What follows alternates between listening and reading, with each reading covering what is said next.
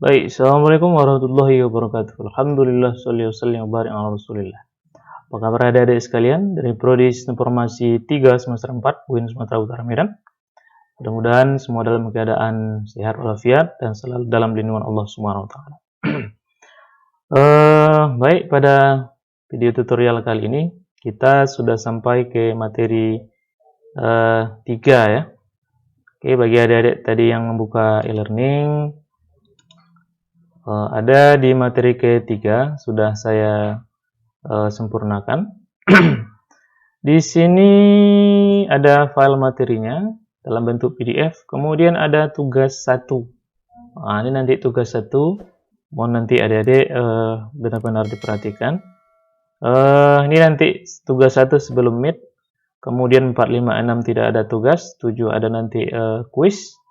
Jadi mohon sampai materi ketiga ini tugas satunya ya nanti diupload di e-learning. Kita coba bahas materi yang ketiga. Temuan ketiga tentang siklus hidup sistem. Sebagaimana di RPS kita, yang ketiga adalah siklus hidup sistem.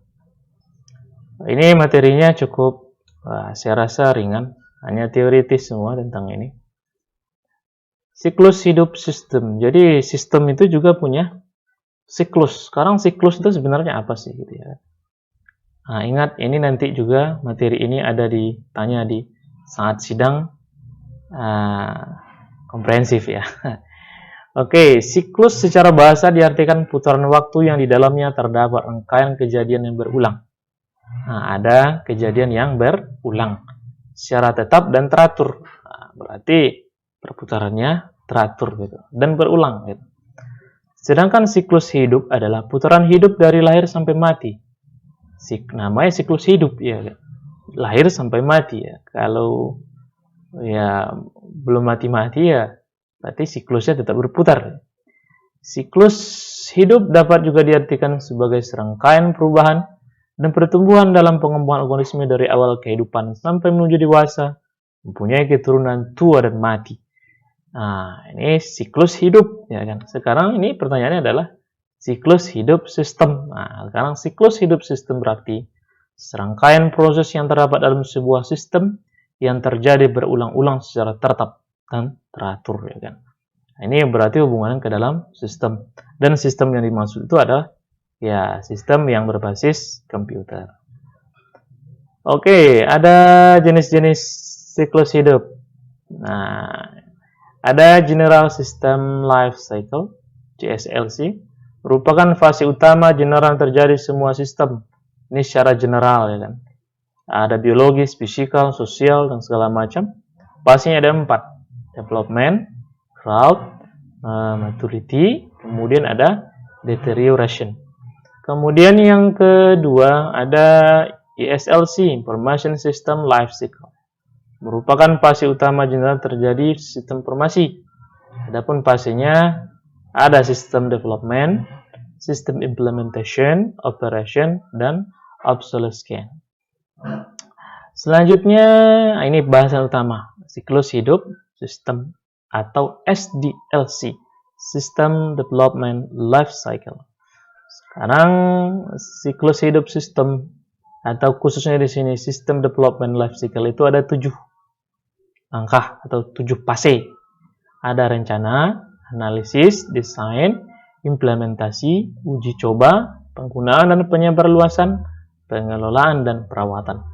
Ada planningnya, analisisnya, desainnya, implementation, testing, deployment, dan maintenance. Oke, kita bahas satu-satu.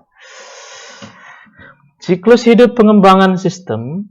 Pengembangan informasi berbasis komputer merupakan tugas yang kompleks yang membutuhkan banyak sumber daya dan dapat memakan waktu berbulan-bulan, bahkan bertahun-tahun ya kan. Namanya mengembangkan sistem. Tak ada sistem yang instan, seminggu jadi. Atau mungkin ada setengah minggu jadi ya. Sistem apa? Sistem ecek mungkin bisa jadi ya kan. Jika setelah sistem dioperasikan masih timbul berbagai masalah yang kritis yang tidak dapat diatasi, maka perlu dikembangkan lagi sistem yang mengatasi. Jadi tidak ada sistem yang benar-benar selesai gitu. Pasti ada ya perbaikan-perbaikan atau pengembangan-pengembangan. Artinya ya, kita harus kembali ke proses pertama, yaitu proses perencanaan sistem. Siklus hidup pengembangan sistem merupakan suatu bentuk yang digunakan untuk menggambarkan tahapan utama dan langkah-langkah pada tahapan tersebut dalam proses pengembangan sistem. Oke. Baru masuk ke bagian SDLC. Tadi ada 7 ya langkahnya. Coba, ini ada gambarnya. The 7 phases of software development life cycle. The planning, define requirement, design, prototyping, software development, testing, deployment, operations, and maintenance. Itu 1, planning. Ya, kalau bahasa kita kan perencanaan ya kan. Ya, artinya sistem itu pertama harus direncanakan ya kan. Perencanaan itu untuk mengidentifikasi dan memprioritaskan sistem seperti apa yang akan dikembangkan. Harus ada dulu rencananya. Ya, pula langsung aja tiba-tiba udah buat sistem, gunanya tidak tahu apa-apa ya kan. Nah, sasaran-sasaran yang akan dicapai, jangka waktunya juga, pertimbangkan dananya juga seperti apa, dan siapa yang akan melaksanakan. Harus ada perencanaan. Ya, kalau perencanaannya sudah matang, ya berarti lanjut ke fase berikutnya gitu kan. Untuk pengembangan sistem yang relatif besar, biasanya dibentuk tim yang terdiri dari manajemen, user, dan staf ahli. Ya, kalau nanti untuk membangun sistem itu harus ada lah ya, siapa manajemennya, siapa penggunanya, dan staf ahlinya siapa ya. Siapa yang membuat ya kan, siapa yang mengatur, siapa yang menggunakan. Kemudian ada requirement. Oke, masalah requirement. Fase ini untuk menentukan masalah-masalah atau kebutuhan yang timbul. Nah, tadi sudah direncanakan, sekarang ini sistem butuhnya apa saja gitu. Nah, inilah tahapnya. Tahap di mana kita membahas ataupun kita menentukan kebutuhan-kebutuhan daripada sistem. Lanjut, desain. Nah, sekarang desain ini biasanya sebagian besar berorientasi ke komputer. Bisa dibuat desainnya melalui komputer. Sistem informasi yang telah direncanakan dan dianalisis kebutuhannya dari tahap sebelumnya, selanjutnya didesain menggunakan perangkat keras dan perangkat lunak tertentu. Prosesnya oleh tenaga ahli gitu. Fase desain ini bertujuan untuk kerangka dasar prototipe bagi tenaga ahli yang bekerja sebagai pengembang sistem. Jadi desain dulu. Nah, nanti inilah salah satunya daripada praktikum kita nanti, mendesain sistem. Desain itu belum coding ya. Baru ya membuat bentuknya kayak apa gitu, sistem itu. Kerangkanya aja baru ya kan. Gambar-gambarnya gitu. Nah, baru masuk development. Nah, di sanalah kalau dia sistem informasi, di sinilah tahap desain ke dalam kode program baru terjemahkan. Ya, tentunya oleh tenaga ahli khusus ya kan. Setelah program selesai baru kita tes. Nah, testing dulu. Nah, ini cocok nggak sesuai hasil sistem informasi tersebut sesuai dengan desain diberikan sebelumnya. Ini desainnya, ini codingnya, baru kita tes ya kan. Apalagi yang kita bahas ini, saya rasa ini bisa dipahami untuk testing ya. Kemudian deployment itu dipakai dan disebarkan ya kan. Fase ini juga termasuk menyebarluaskan informasi tersebut kepada pengguna yang membutuhkan gitu kan. Setelah itu baru masuk maintenance. Maintenance itu perawatan. Sistem informasi itu nggak bisa jalan sendiri aja. Siap dipakai, diinstal, udah biari aja sampai tua. Oh, nggak bisa ya kan. Pasti ada perawatan. Makanya ketika kita melihat ya katakanlah dalam kehidupan kita sehari-hari ada sebuah bangunan yang dibangun kemudian tidak lagi diurus-urus ya kan. Nah, itu tentu lama-kelamaan bangunannya rusak gitu. Kenapa? Tidak ada perawatan gitu. Ya kan harus dicat, ada yang lampunya yang sudah putus diganti ya kan. Kalau misalnya lantainya kotornya harus disapu, kemudian kalau seandainya ada yang retak-retak harus didempul misalnya ya, semuanya adalah perawatan ya kan. Nah, ini bagian terakhir dari SDLC. Prinsip pengembangan sistem ini ada 5 di sini saya buat. Kemudian ada prinsip pengembangan sistem, ada 7 di sini, nanti bisa saudara baca-baca. Kemudian metode pengembangan sistem. Jadi masuk ke tugas ini ya. Petugas ada di slide nomor 2 terakhir ini. Terakhirnya DN, ini masuk terakhir ya. Bentuklah kelompok sebanyak 10 kelompok belajar. Komunikasi secara online karena kita tidak ada tatap muka bertemu dari rumah masing-masing. Jadi silakan komunikasi misalnya dari WhatsApp atau dari Facebook, Twitter dan segala macam. Silakan komunikasi bentuk kelompok belajar sebanyak 10 kelompok.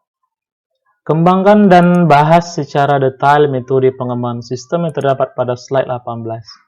Slide 18 ini dia. Jadi ini sengaja tidak saya buat keterangannya. Ada metode pengembangan sistem. Ada prototyping, rad, spiral. Aduh, ada yang tinggal ini. Satu yang paling terkenal, waterfall satu lagi. Mana waterfallnya? Ya ada satu yang tinggal. Nanti itu ya karena itu sudah terkenal ya. Mungkin boleh kita abaikan aja dulu nanti. Karena itu sering senior-senior saudara juga memakai waterfall yang paling terkenal. Metode sejuta umat gitu ya. Sesuai urutan kelompok masing-masing. Apakah Anda sudah pernah mendengar kata-kata agile atau agil ya? Agile pada slide 19. Nah ini. Dalam pengembangan informasi, berikan pendapat Anda. Nanti silakan browsing-browsing. Apa sih agile development itu? Nah, nanti silakan saudara coba-coba nambah ilmu masalah ya agile ya atau agil ya. Buat laporan menggunakan format yang telah disediakan. Jadi tugasnya itu ada 2, berkelompok ini ya. 10 kelompok ya, kalau misalnya saudara ada 30 orang, ada 3 orang per kelompok. Kelompoknya silakan tentukan sendiri atau Cosma silakan ya artinya mendampingi kawan-kawan. Mendampingi apa yang cocok ini? Ya artinya silakan mengarahkan kawan-kawan, menemani kawan-kawan ya untuk bentukkan kelompok masing-masing 3 orang ya. Oke, untuk materi ketiga sampai di sini bisa saya jelaskan secara ringan. Pada intinya kita coba membahas satu persatu dari rencana belajar semester yang sudah saya berikan. Mungkin untuk pertemuan ataupun video pertemuan ketiga sampai di sini bisa saya jelaskan kepada adik-adik sekalian. Demikian, salah dan janggal saya mohon maaf. Assalamualaikum warahmatullahi wabarakatuh.